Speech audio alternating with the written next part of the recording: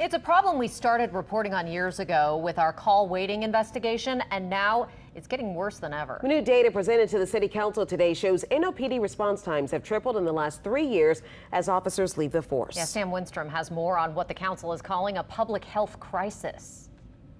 NOPD's response times have skyrocketed in the last 3 years, going from 51 minutes to 2.5 hours on average. And this month, it's taking nearly 3 hours for police to respond to a call. It's no surprise that as those times go up, the number of officers on the force has gone down. I mean, I would argue right now we're already in a public health crisis, but I think we're quickly getting far beyond that. And this isn't the first time it's happened. When we released our award-winning call waiting investigation in 2015, the average NOPD response time was 1 hour and 19 minutes, up from just 24 minutes in 2010. And just like this year, the New Orleans Police Department was hemorrhaging officers. Here's a 40-call backlog being managed by 4 officers in the 5th.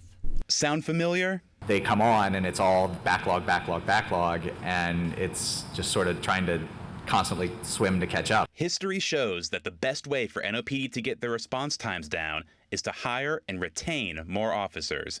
When asked about that on Tuesday, NOPD Chief Sean Ferguson said the department needs more support from the public and the media to make that happen. As the public, we're asking you to speak to us, tell us what it is that you're seeing. From the media standpoint, you have a responsibility to report responsible information.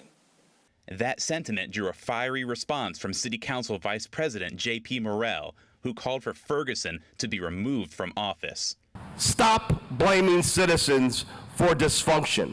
Stop telling citizens, we need you to come take a job in a department that everyone's fleeing because we won't fix their problems. But what will fix the problem? That's up to the police and City Council to figure out.